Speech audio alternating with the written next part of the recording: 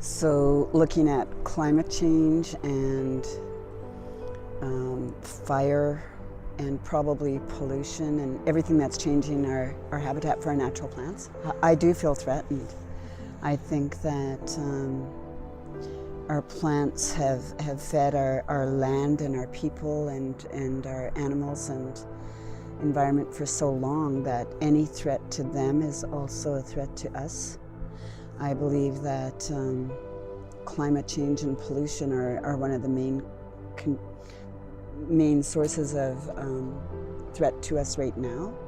I think we could all be doing our part in making sure that we're not contributing to anything that is a threat to us in that sense.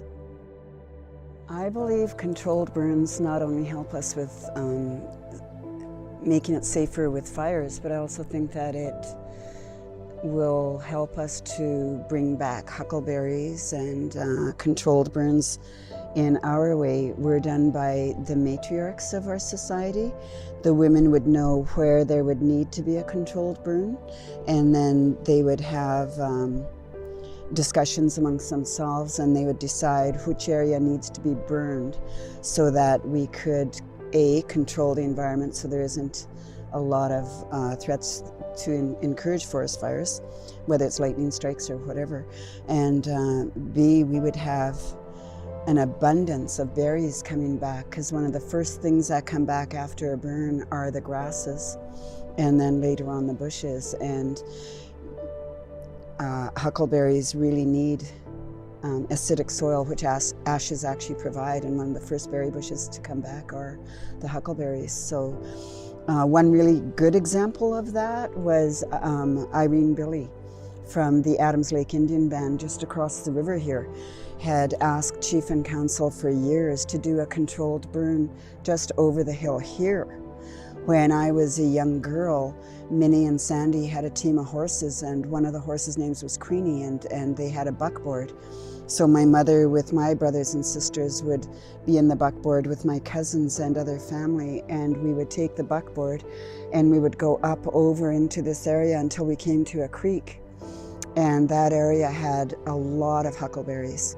So we would pick for 3 days, keeping our berries cool in the creeks, and then coming down and canning and drying and turning that into winter supplies. And now Irene Billy in that one area alone remembered the abundance of the berries and asked Chief and Council years ago, probably I would guess back in 1992, she started asking them to burn in that area to bring back the berries. And along with the threat of the forest fires, the people not being allowed to get up there anymore, and also government doing cattle, range cattle. So even if Irene had the burn and the berries came back, we now have to consider that the forestry has cattle that range, and it's a good moneymaker for forestry. But we lose our berries because of that. So along with the forest fires is the cattle.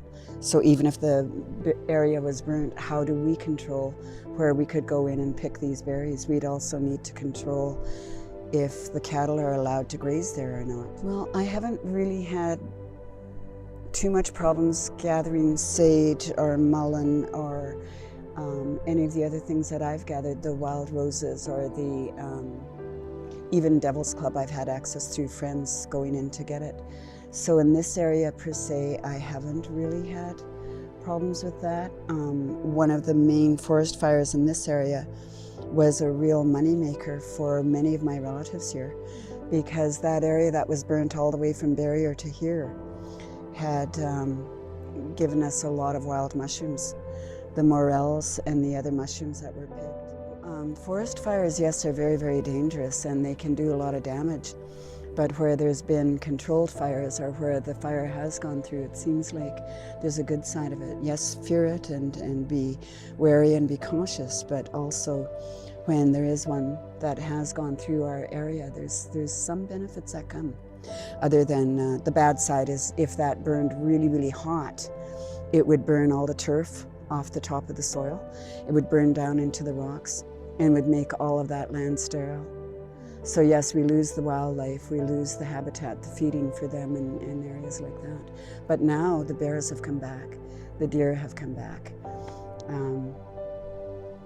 Yeah, so yeah, I fear fire, but in another way I also kind of welcome it. If there's no loss of life, if there's minimum loss of life to the animals in the environment, I can see that it's good. Wow, that's a really incredibly deep question, and I'm just so excited that you're questioning in this way, and I wish that, number one, that inquisitive nature grows and expands, and that you're not afraid to ask anyone. You can go to any elder, any person, you know, in the band office. You should have access to these kind of questions being answered, not only for you, but for many of your peers that want to learn. I really like another answer that came to me. I worry about the youth, and I see that there's a disconnect from the land, from the culture, from the language, and I myself don't know the language, so I like you, am questioning and finding just the joy of reconnections. I was raised in an environment where my language wasn't spoken. I was not even around Native people. In some of the schools I was part of, my family were the only indigenous people in the school, so a lot of ridicule sometimes, a lot of prejudice, a lot of racism. And when I came back to the reserve, I had a dream, and I hope that you have this connection, because somehow coming home to this area and to our own heritage, our own culture. One night I dreamt, when I came back after being raised in a non-native home, I dreamt of a word, and the word was Sukiyama or Sukiyana. And I went to my sister who knows the language, and I asked her, is it a real word? I dreamt this word and it just feels so real. And she said, you just have one spelling off. Whether it was Sukiyama, she said Sukiyana. If I said Sukiyana, she said Sukiyama. She said, it's a real word. And I said, well, what does it mean? And she said, ghost. So what was really interesting about coming home, dreaming that dream, finding out it's a real word, the story goes deeper. I went home after that and told my husband very excitedly that the word was real and what it meant. And that afternoon, my young nephew is playing next door. And I thought I better go check on him. And normally I didn't check on him.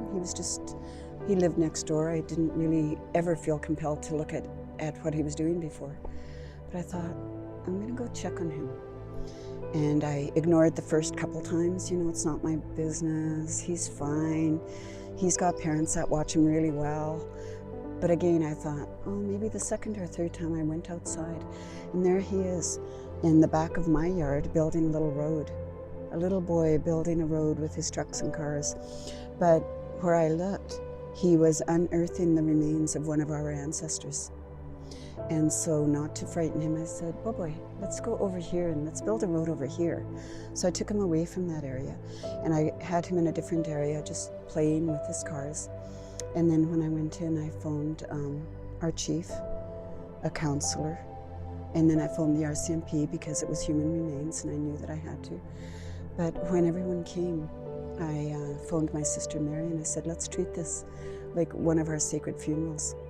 As they're working out there, let's prepare a meal for them. So we did chocolate cake with plum sauce and chili and fried bread. And they had unearthed the rest of the remains, and they repatriated them into our graveyard.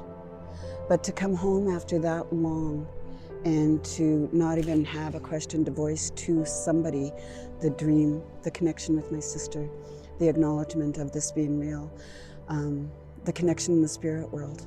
We so belong here. Our ancestors are calling us back, and they're not only calling the older people like me, they're calling the youth like you.